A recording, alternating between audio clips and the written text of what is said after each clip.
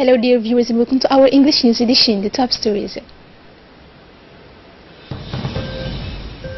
Sports Day at the Ali Adde refugee children camp.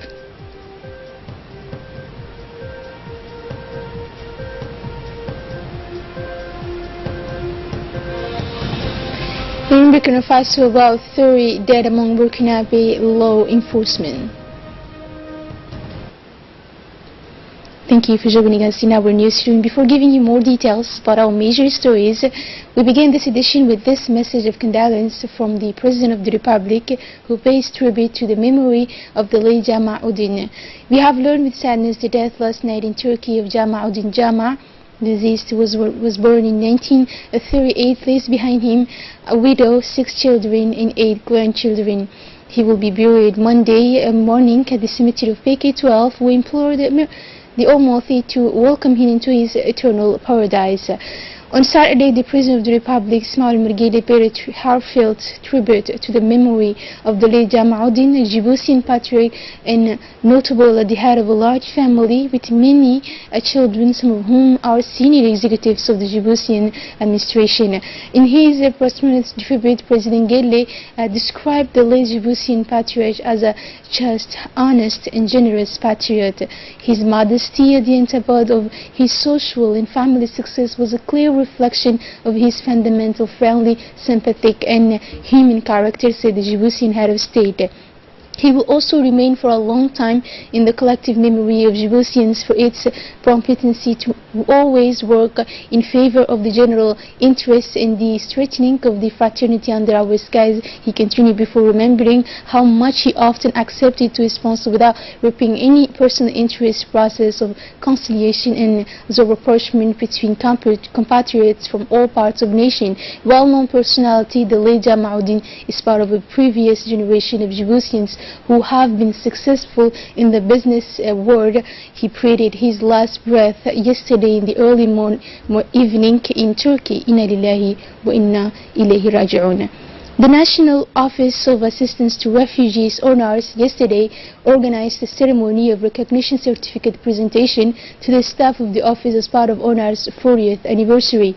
Present at the ceremony, the Secretary General of the Ministry of the Interior, Mr. Siraj Ahmad Abdul Qadir, the Executive Secretary of ONARS, Mr. Hussein Darara, and as well as all the staff of the ONARS. This ceremony was marked by the testimonies of the senior staff who served at ONARS from 1978 until today. They traced the rich story of the office, which during these 40 years was the humanitarian arm of the government in the protection and assistance of people fleeing wars in their countries.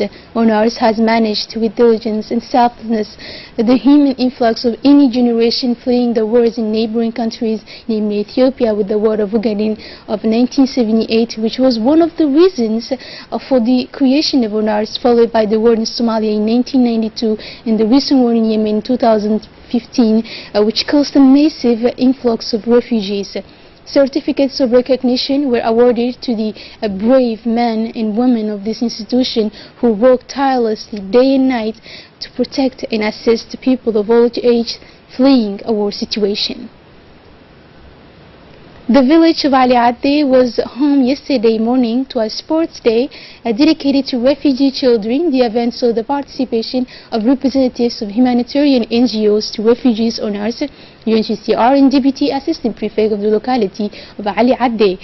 The leader of the NGO, LWF, organizer of the day, kicked off the race of 2.5 kilometers and 4.5 kilometers for boys and girls. Each of the two events respectively involved several hundred young male competitors and their female counterparts. The athletes have measured themselves under the gaze of familiar fans. The young competitors did not spare their efforts in the respect of the sportsmanship. The more talented of the two categories have shown great potential. The ceremony ended with the awarding of a trophy to the winner of the race from the hands of the officials under the applause of the audience.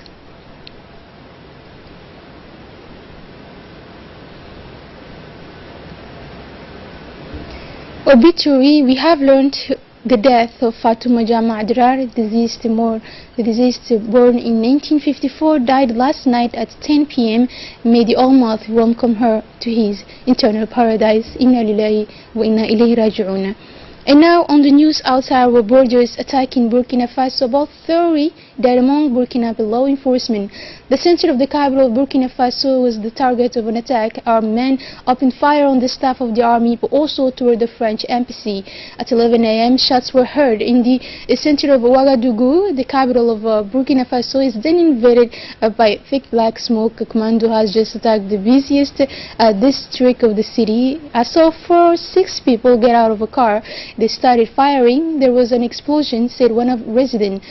28 people killed and 84 wounded. The attackers tried to enter the French embassy. The aircraft led special forces to support the Burkinabe army. In Syrian army against ground in eastern Ghouta, several villages have been resumed in this ground offensive conducted after 12 days of daily air raids. Syrian government forces are gaining ground on the rebels in eastern Ghouta, and several villages have been recaptured in this ground offensive conducted after 12 days of daily air bombardment, air campaign, and then ground. The regime is supported by Iran, and Russia uses the same technique as for the fall of Aleppo. Moscow's 5-hour truce is not respected. More than 4 humanitarian trucks have still not been able to enter the rebel enclave in eastern Ghouta after the ceasefire failed. UNICEF estimates that it has enough aid for 180,000 people out of the 400,000 trapped in the Ghouta. New calls for a truce are still not heard. France, Germany, and the United States warned that Damascus will have to answer for its actions in Ghouta, including in case of use of chemical weapons.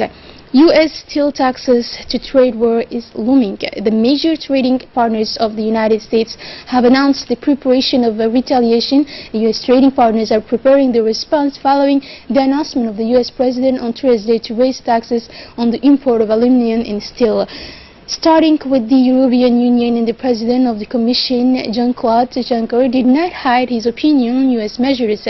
China, another target of the new regulation, has announced that it is preparing retaliation, leaving the outcome of a trade war.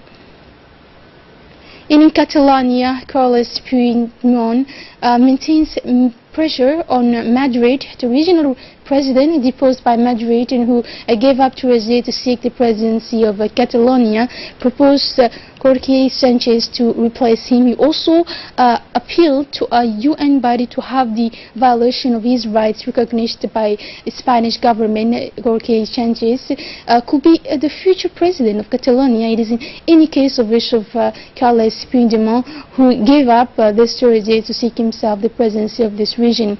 But the solution is almost as complicated as the Brinkman candidacy. Sanchez has been held in custody near Madrid for more than 4 months for detention in connection with the demonstration in Barcelona on 20 September.